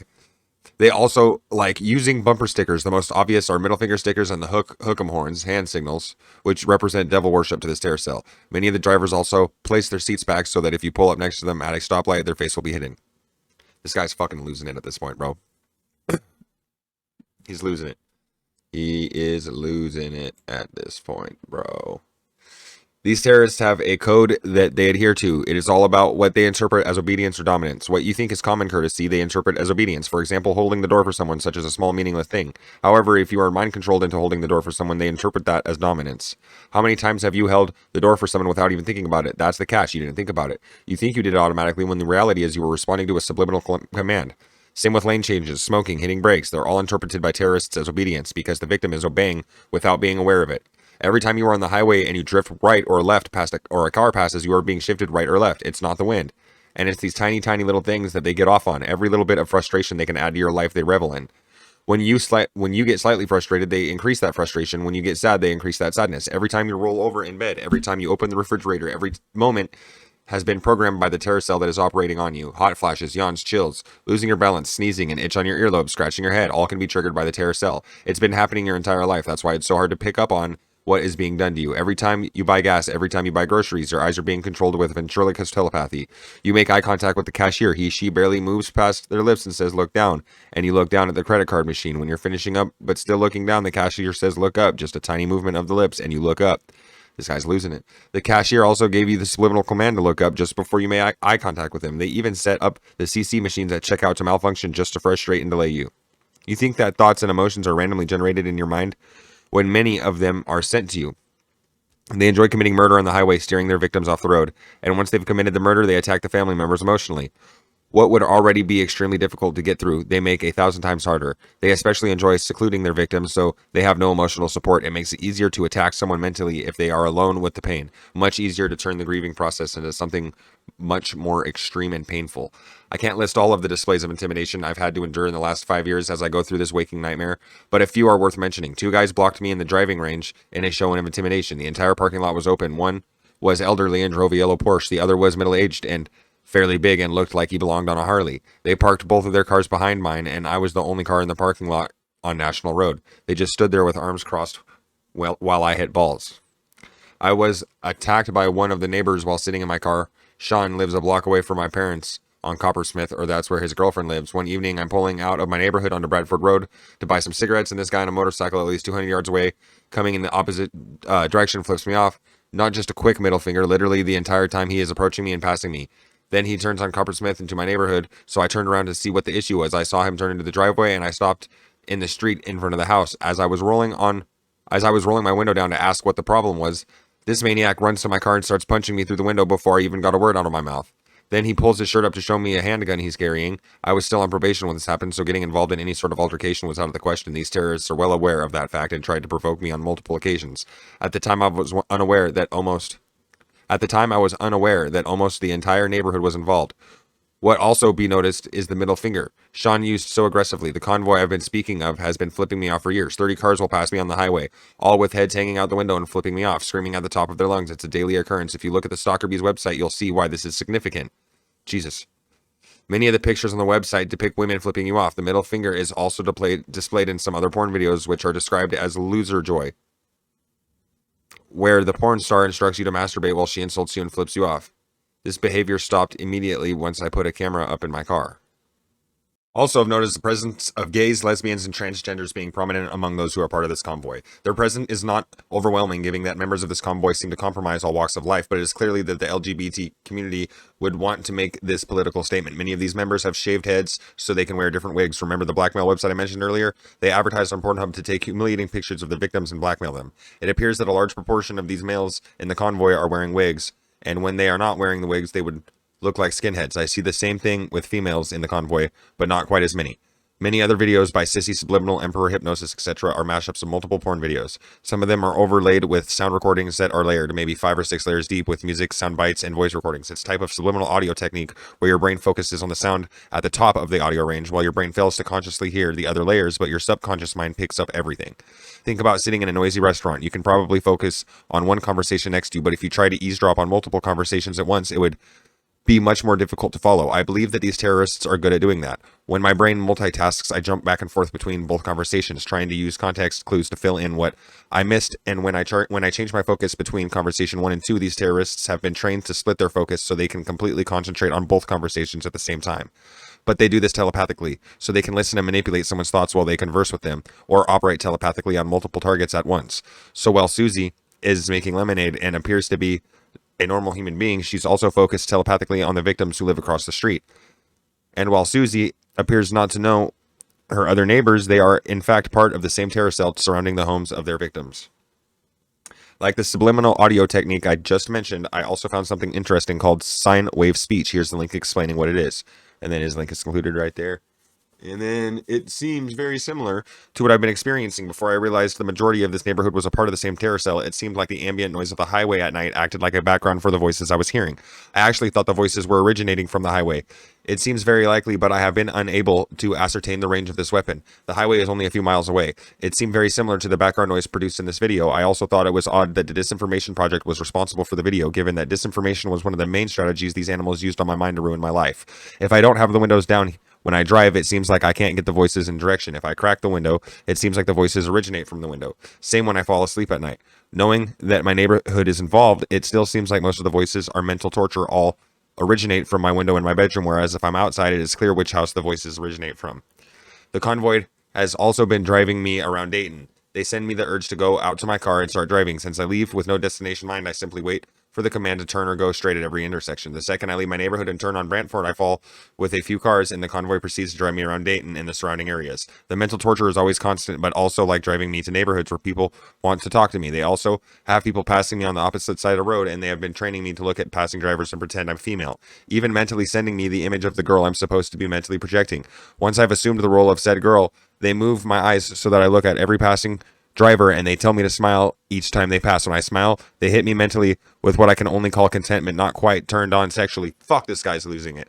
But something just short of that, possibly a release of endorphins. They are able to mentally project this pleasure like the other emotions I've mentioned. It's not as if the smile is necessary, considering they have done this to me in other settings. Sometimes they move my eyes up to their face with the look up command, and I'm instantly hit with the feeling of contentment. Oddly enough, it's usually overweight women and senior citizens, which is why the feeling is so alien and so noticeable. Also a bit comical considering how desperate it seems, and considering the scope and magnitude of this attack, it seems sheer lunacy to do this with me. However, if this were used on any up-and-coming senator at a fundraiser with a beautiful woman as the perpetrator, the implications are pretty obvious. Love at first sight, and the oblivious senator would become her pawn, wielding her thoughts and opinions on the floor of the Senate. The senator would believe every thought and word she spoke. Every thought and word he spoke were his own, never realizing He's a victim of the most disgusting human rights violation in mankind history, not to mention an act of terrorism. He would never realize that he was manipulated into falling for his enemy. I have to assume that based on the sample size here in Dayton, they are in every country doing the exact same thing. Targeted individuals have been reported all over the world. I've been very clear to them that I'm simply using them to scout out their terror cell, but they can only read me emotionally. So if I remain in control of my emotions, they believe they are safe to keep driving me around Dayton. I believe I've identified other victims I went to school with. Julie, who was a beautiful blonde soccer player in high school, suddenly developed a mental disorder. It came as a shock to everyone except the terrorists who produced it. She was mind-controlled, attacked, humiliated, and framed for a mental disorder as a teenager. Can you imagine that they would do that to a high school girl? Humiliated, shunned by her friends, confused, and tortured with the same technique they were using on me, she would have absolutely no chance of defending herself. Her life was destroyed. Before it even began. I'm not sure Julie is aware of what happened to her in high school, and I have not spoken to her, but it seems very likely she is a victim of the same terror attack. Patsine is another girl I went to high school with. Her father was my elementary gym teacher. A few years after college, I heard a terrible story from one of Pat's and I musical friends. She got married to a man named Ryan, and the two of them were raising 4 kids. The 3-year-old tragically shot himself. Again, I don't believe this was an accident. I believe it was murder. The child did not randomly find the gun and shoot himself. He was mind raped. The terror cell walked him to the gun, and he got the urge to point the gun at his face and pull the trigger. Then Patsine is shipped down to Texas for a number of years with her husband and their remaining children. She recently moved back to Vandila, and she is now a member of this terror cell. Walking in Crestwood Hills and using their form of ventriloquist telepathy, it's the exact same pattern over and over. Create emotional devastation, mentally attack and torture the victims while enhancing any negative emotions they are feeling. Seclude the victim, cut them off from parents, friends, and any support system they might have in place. Pat was most likely put through the same torture I have been enduring for years. It was also possible she's not even aware she was being attacked by the telepathy cell, but she is definitely participating actively with the terror cell at this point. In 2019, the 5-year-old daughter of the Vandalia Butler School superintendent was struck and killed by the car at the Catholic Church Family Land Camp. Again, I don't believe this was some tragic accident. This was cold-blooded murder. The teenage driver either did this on purpose or was mind raped into doing it. They remote control human beings while they drive, and they use their own cars as weapons, killing for fun and claiming it was an accident. Here's a link to the story. Because they wouldn't want to endanger their own lives, their chosen method of murder is run 2 victims into one another or remote control a victim off the road while they experience highway hypnosis.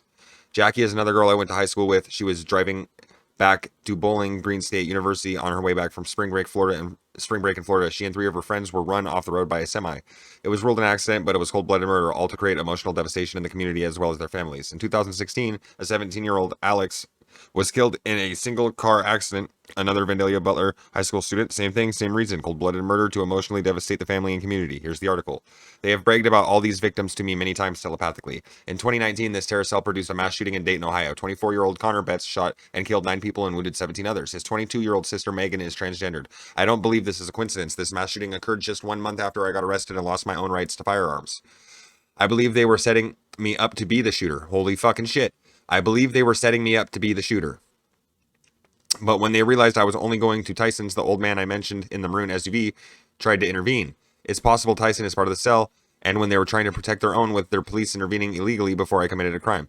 I'm only speculating as to Tyson's involvement. I have never made a direct observation of him using the ventriloquism like the neighbors that surrounded my parents' home, or the convoy of cars that constantly surround me while I'm driving, that uses hand signals of ventriloquism to identify themselves. Once I lost my right to own firearms, I believed they moved onto Connor Betts. I have to assume that Connor was a victim of the ventriloquist telepathy his entire life. Every bartender, every waitress involved would have known it was coming. That's why the shooting took place outside. I would bet that every victim of the shooting was not part of the terror cell. They would make sure their own people were kept at a safe distance. Okay, so one thing that I want to mention that is insanely wild to me is that I had somebody hit me up on Reddit and send me this email. So this email is circulating around on the internet, okay?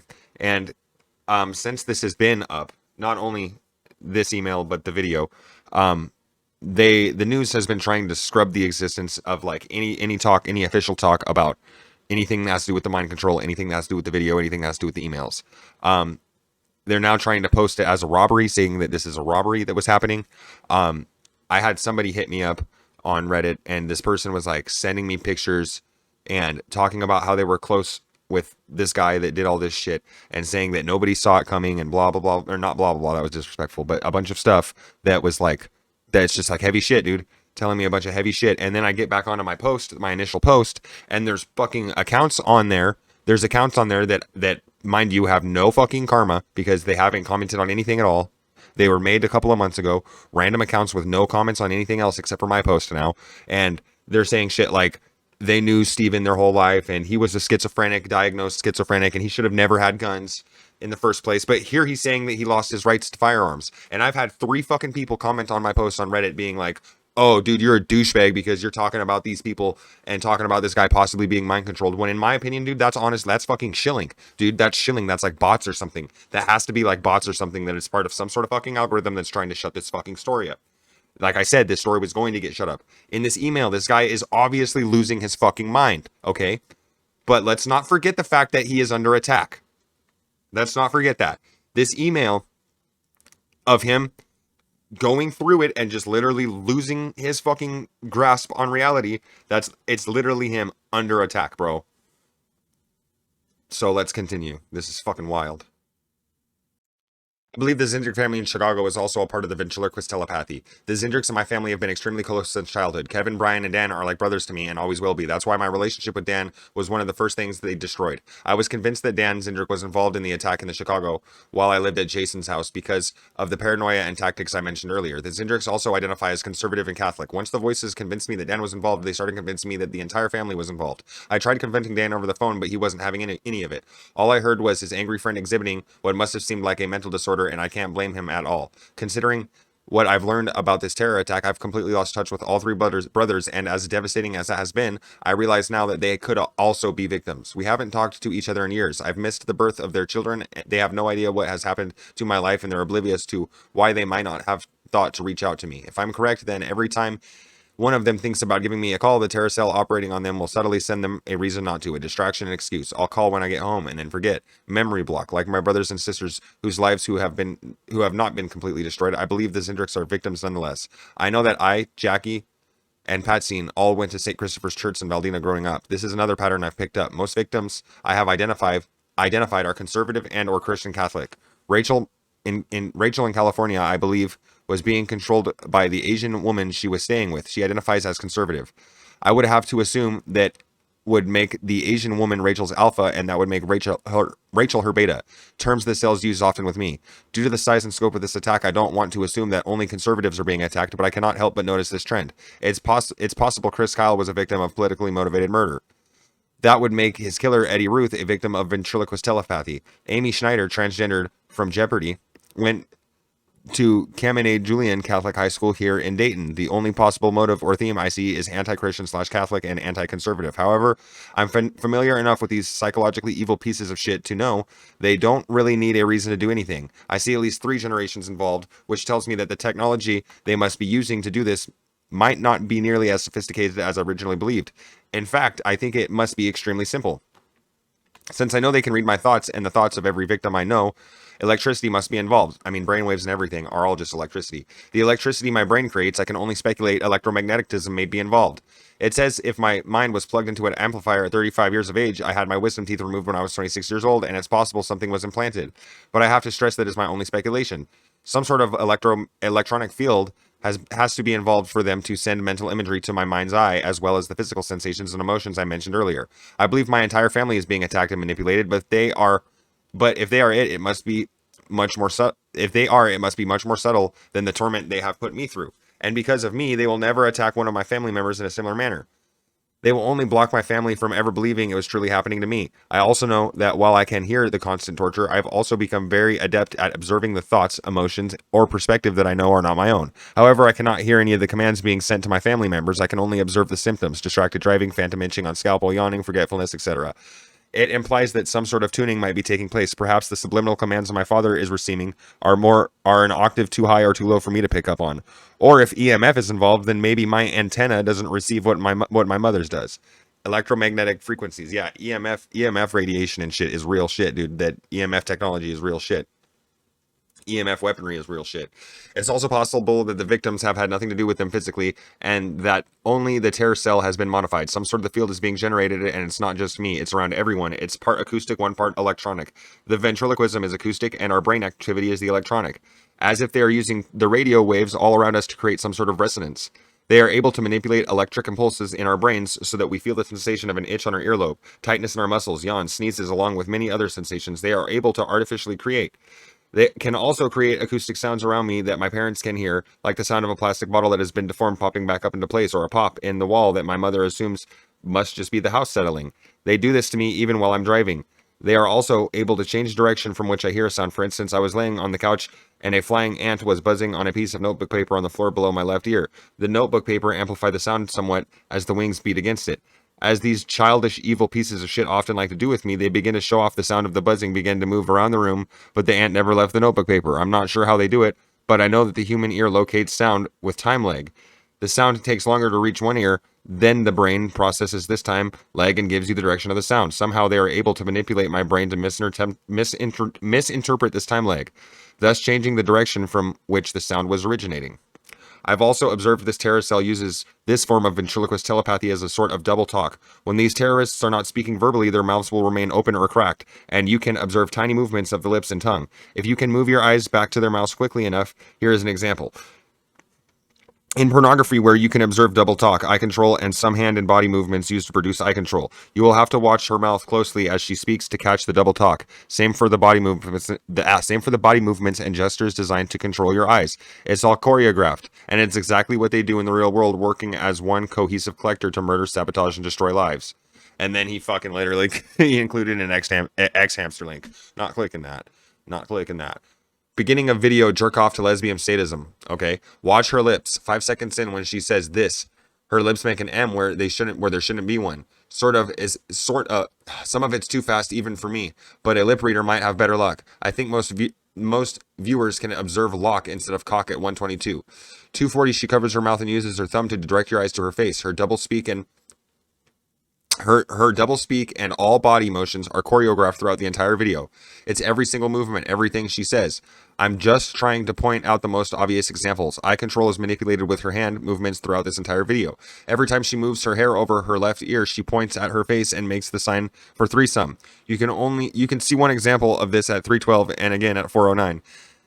And then at 412, you can see another clear example of eye contact control. The viewer will look at the right side of the screen, then at her face, then back at the right side of the screen because of her hand movements. You will see something similar at 539.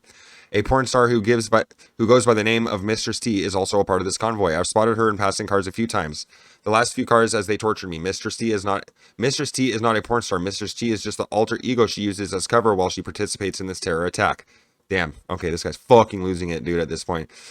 Somehow they are able to stay one step ahead of your verbal thought information. It's a little hard to explain, but I'll do my best. If I say what goes up must come, then you know that down is the next word in the sentence, right? But as I say that phrase, I already know I'm setting you up to say down. So before you say down, I'm already going to say ahead of you. I'm already moving ahead of you down to control the conversation. They do this on a mental level as they converse with you. That small gap of time between the subconscious thought and the sentence formation is being abused. They are slowing us down and taking advantage of that gap. As we interpret something, form a thought or opinion, and prepare our response, these terrorists are already jumping ahead to manipulate the response we are forming. And this is as basic as it gets for these animals. Something we victims have no concept of is that they do effortlessly. Something we victims have no concept of, they do effortlessly. So while we form an opinion or verbal response, they jump ahead with their telepathy to manipulate the thought we are forming. We as victims have no clue that our thoughts were manipulated and interpret these thoughts as our own. They also use motor function to produce reactionary motor function. So anything we might think of as habit or repetitive movement, they use to distract the body while they produce reactionary motor function. A few examples. I'm compelled to swirl, spit in my mouth. The brief time I'm preoccupied with this, I unconsciously roll my window down to spit, never realizing I was compelled to roll the window down. I am compelled to swirl, spit. I don't know what the fuck this guy's even trying to say in this email at this point. I bring a cigarette to my mouth. As this movement occurs, I unconsciously lean against the post on my back porch, not realizing that lean was produced by someone else. Yeah, okay, I see what he's saying now. I yawn while laying on the couch. As I yawn, I unconsciously rolled my side to get comfortable. So he's saying every unconscious movement is like done by someone else. I use my thumb to pick a callus on my middle finger. As I'm picking, I compelled to swirl spit in my mouth. Yeah, okay, he's just losing it. It's a never-ending cycle. All of our repetitive habits, nervous tick, tapping your foot, have all been programmed to distract And while our mind is distracted for that brief moment, we are subliminally compelled to produce the next movement. It's been happening your entire life, and if you are a victim like my entire family is, then every name or every car you see on the road is working against you. The programming produced constant motor function, toe wiggles, finger taps, swallow, all to distract your brain while you are hit by the next impulse. And by controlling your impulses, they control social interaction. It is mind control on a massive scale. Your perspective on anything you are observing, whether you are having a conversation or watching a movie, is being manipulated by a thought Gestapo that is all around you, in the form of a human satellite system that is using ventriloquist telepathy. Ventriloquism and eye control can also be observed in movies and television. I can't possibly list them all, but here are a few examples. And then he just goes on to give examples from different movies, so I'm just going to skip that part.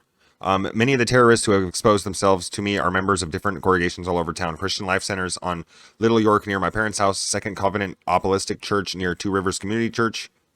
Dude, I fucking suck at reading. I'm so sorry.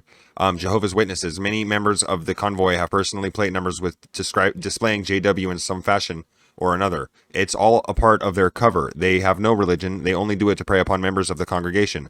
Their lives, religions, identities, all fabricated to fool the population. Firmly entrenched in the foundations of our society, they use police to intimidate city road crews to block the roads that you use and even cause traffic jams just to slow you down and create frustrations. Many members of the cell work for the city public works department and can be spotted by their bright green shirts. It gives them carte blanche, I don't know what that word is, to set up their roadblocks, working on power lines that don't need to be worked on, fixing water mains that were never malfunctioning, all to inconvenience, monitor, and intimidate their targets, all working together with their ventriloquist telepathy. So there is no proof that they are organized. I must assume that the terror attack I'm witnessing in Dayton is just a microcosm of what is happening all over the world in every country. In 2019, I moved into Autumnwood Apartments in Miamisburg before my arrest in July. While I was there, an old man who lived directly across from me started talking to me in the parking lot. I have never met this man in my life, but he started talking to me about my golf game as if he knew me. At this point in time, I was still extremely confused about what was happening to me and spent a large part of my days curled up on the floor of my apartment trying to endure the mind rape that was taking place. The only reason I was even playing golf at this point was to establish some sort of freedom, some sort of humanity as this mind rape took place. Essentially, I made fun of them telepathically for driving in circles around whatever golf course I was at just to make sure they knew I was enjoying my day while they were stuck in their cars. At the same time, I didn't realize that many of these terrorists were on the course with me, and almost every time I played alone, I believe I was paired with a mind rapist. If you cross-reference my credit/debit card records with any golf course in the last 5 years, you will find that many people on the course around my time are a part of this terror cell. Paranoia is going fucking, God, I'm going wild, dude.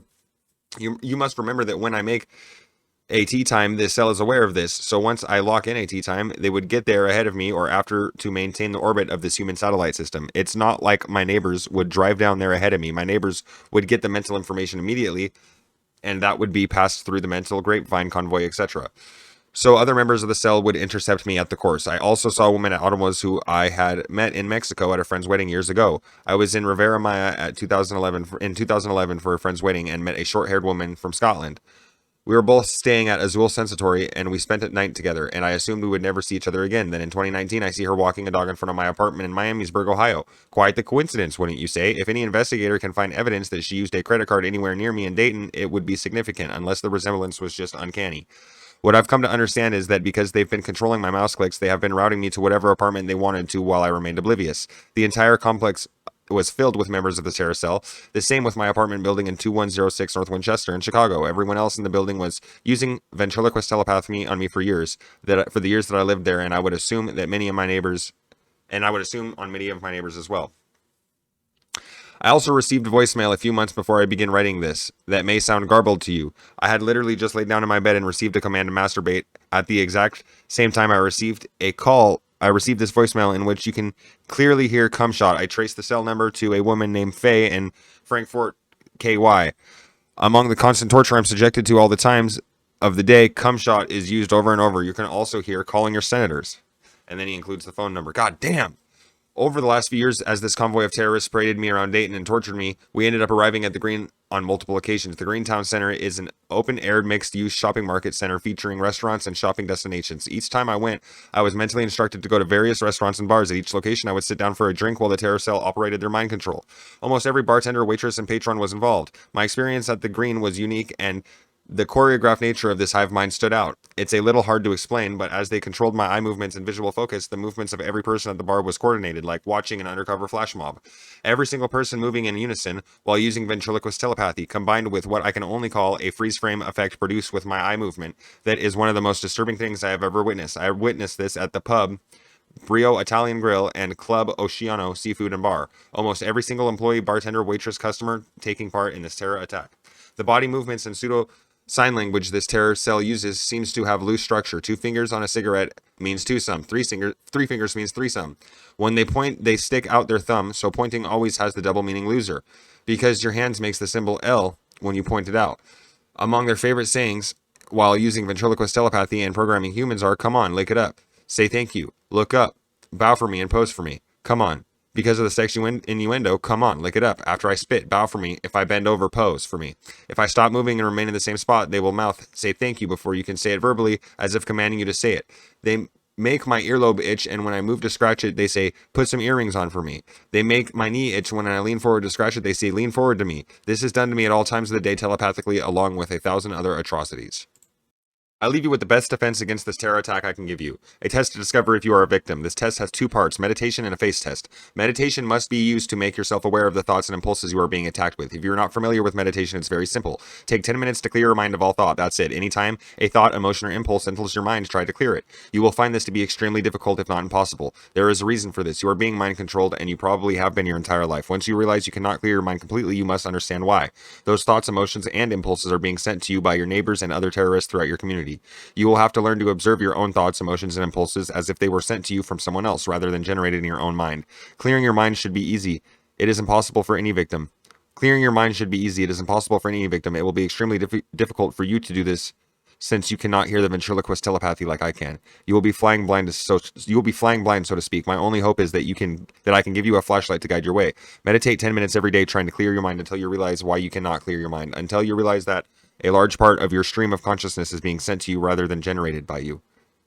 Dude, what if this guy just broke the fucking simulation, dude, and his player started losing control of him? Memories will be against you. Speculation about your future will be initiated, all to prevent you from clearing your mind. And we'll try everything they can to prevent you from doing this. You might think you've lost interest 2 minutes into your first attempt. You might think that you're not making any progress and become frustrated. These are all defense mechanisms that will be initiated by the terror cell to prevent their exposure. The second part of the test is the face test. In your mind's eye, picture the face of your favorite movie star, football player, daughter, or anyone you like. Once you picture their face, imagine how they are speaking to you. Imagine a specific sentence. When you do this, something simple. Now watch their lips when they speak. Their imaginary lips will never sync up with the words you are imagining. Furthermore, their lips will take on the appearance of one of your attackers in your mind's eye, and the face will break down. These terrorists cannot sync their lips with anything that you are imagining. If they try, they will slow down the sentence down to an attempt to sync their lips, but they cannot maintain this for long. When you form the picture in your mind and then incorporate the words and movement of the lips, the ventriloquist telepath next door will have to verbally say the words you are imagining. I'm not sure what prevents them from being able to sync the mental imagery with the imaginary words, but the lips of whoever you are mentally picturing will always break down and take on the appearance of who your attackers are in the real world. They will try many things to prevent victims from making this breakthrough. A simple example is you will feel discouraged after a few attempts and quit. Do not trust this impulse. It will be sent to you to prevent you from learning the truth. The mind war began long ago, and if you don't realize this, then you are a victim. Without the ability to hear the ventriloquist telepathy, it will be extremely difficult to perceive the mind control. Highway hypnosis, meditation, and the face test can all be used to make you aware of this atrocity. To reiterate, if you have ever experienced highway hypnosis, you are a victim. Targeted individuals exist for a reason. These terrorist pieces of shit attack TIs, enjoy being sadistically cruel and evil, but the personality they hide so well from the public is very childish in many ways. Just think of an evil child with a weapon of mass destruction. They all have this in common. Targeted individuals are their biggest mistake. The vast majority of victims who are reading this cannot hear the telepathy. This terror cell produces targeted individuals all over the world for the simple pleasure of torturing human beings. And they love flaunting targeted individuals in front of the world just to prove that no one will ever catch on to mind control. If they were more intelligent strategically, then targeted individuals would never exist, and victims all over the world would remain blissfully ignorant to the most horrific crime in mankind's history. Like I said, their evil, childlike hidden personality is their biggest weakness, and that is the only reason targeted individuals exist. If you are a targeted individual, realize that the terror cell all around you is aware of your thoughts at all times. Also, for any TIs that are reading this, you have to understand that nothing they say has any meaning. Everything they say, every tone they use, whether they angry, excited, sad, it is all done for the purpose of manipulation. They are trained to always say they when informing new narrative in your mind. And they will never say we or I or us. They will always use very specific vocabulary as they torture you because of the ventriloquism. Once I caught onto this and started saying words like eviscerate to throw me off, but no one using ventriloquist telepathy wants their lips touching, nor do they want to pronounce V in eviscerate. so they avoid using words that would require their lips to touch. He's starting to lose me here. It appears that the terror cell likes to operate in groups when operating on their targets. I'm only guessing, but as an example, say it takes 20 people to operate on me. Say some of them are better than others, splitting their focus and can operate on me, my mother, and my father at the same time. So maybe it doesn't take 40 people to operate on myself and my mother. It only takes 30, and it takes 40 to operate on me, my mom, and my dad. When my parents and I go to Columbus to visit my sister, we are literally causing traffic jams. In part, it's because of the frustration techniques I described earlier, but it's also because they have to orbit their victims. If you look at Google Maps data on my cell phone location over the past 5 years, you will see some outrageous traffic patterns around me. If you look at the Google Maps data when my parents and I went to Columbus at the end of March this year, 2022, you will see outrageously high traffic around us. Proximity plays a role in this terror attack. I can only assume this is because of the electricity involved in sending electric impulses to human beings. Mine remotely requires some sort of an electric field, possibly EMF, and that is the terror cell must orbit the victims to maintain this proximity. Also keep in mind that even one-on-one, they would still be aware of targets' thoughts, but without the numbers, they would not be effective with the torture and mental manipulation. One of the biggest mistakes this sleeper cell has made was giving their location and identity away. Aside from my brother's house, the Fishers, 7100 Keeneland, and the Souders, 2780 Coppersmith, every single person in this neighborhood appears to be involved, and the operation is massive. This neighborhood and the neighborhood surrounding my sister Carrie in Columbus and my little brother in Cincinnati is where the investigation should begin. Brandon's wife, Alexis Marlow Fitchenbottom, is part of the cell. They have infiltrated police force and FBI and the Wright-Patterson Air Force Base. They are using mind control to commit mass murder on the highways. They're using mind control to activate shooters. They're using mind control to torture and cause transgenderism. The attack is taking place worldwide, and the scope of the evil that the human race is up against is staggering. Observe the neighbors. Try to keep your eyes on their mouths. If they leave the neighborhood, they will leave to operate on another victim, whether their victim is buying groceries or stopping at the gas station. The UDF near my house in the drive-through Mayher Sam's Club, every single cashier at the gas station is involved, and I must reiterate, this operation is massive. But you must start this investigation with my family. Every time they are on the road, they will be surrounded by the convoy, and if you are investigating them, if you are investigating, then so will you. Okay, so he's saying that the convoy will be surrounding the family and also the police if they are investigating this shit. Damn. And then he goes on more to say that. Okay, so if you are investigating, you will be operated on.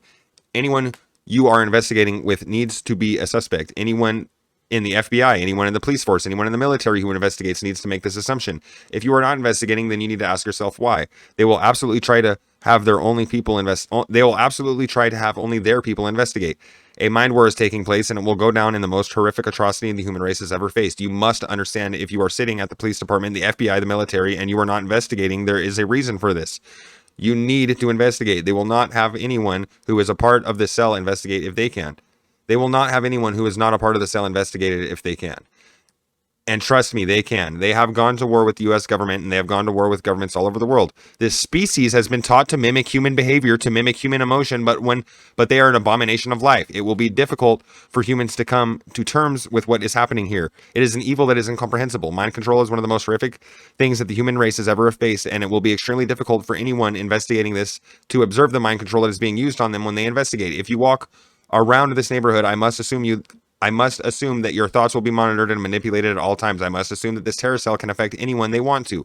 Though I'm not sure that this is the case, I must assume that every neighbor will work against your mind. The investigation should start right here around my family. Mind rape is one of the most horrific things the human race has ever faced. Find any dog walker in this neighborhood and walk next to them. Observe their lips. I'm not sure if they possess the discipline not to use ventriloquism right next to you. The problem is, I doubt that you will hear anything. You will only see their lips moving for no reason, and I doubt you will hear anything. You must also understand that they will be aware that you are investigating. They will be aware of your thoughts. They will attempt to manipulate you mentally at all times, as well as manipulate your eye movement. I have not discovered the means by which they are able to target people, but I have to assume at this point that everyone is susceptible to whatever field is being generated to produce mind control, singled out and targeted. If it turns out that targeted individuals have been implanted with something, then great. That would make the investigation extremely easy. The problem is they will have members of the terror cell pretend to be victims just to hamper any investigation. Before I realized the size and scope of this terror attack, I was collecting license plates of anyone who was stalking me, anyone who was screaming out their window, and anyone who tried to run me off the road.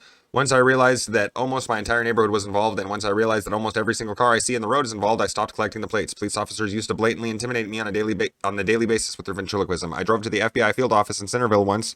I got off my probation to report the crime, only to find an FBI agent waiting in the parking lot who basically laughed at me as I was pulling in and said, "Good luck exposing this," using ventriloquist telepathy. The office was closed to walk-ins due to COVID, so I could only call and give a brief explanation of illegal communications on the trading floor. No one ever got back to me. If you want to check the video at the office on Clio Road, you will see me first drive past the office in a cream-colored Ford Edge, and the agent is exiting his black SUV. That's when he uses the ventriloquist telepathy to mock me. Then I turn around and enter the parking lot. A minute later, 3/11/2022, I had to wait until I was off probation to try to come forward, because coming forward while on probation would give them the power to put me in a psych ward. Following is a list of the plates and pictures I collected. Okay. And now the rest of this email basically like is just literally that, and then a few descriptions of people.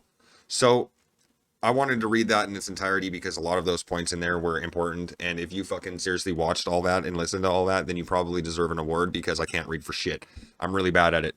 But I tried my best. So yeah, I just wanted everybody to fucking read that. I just wanted everybody to be able to listen to that email and like just kind of gather whatever you can from it.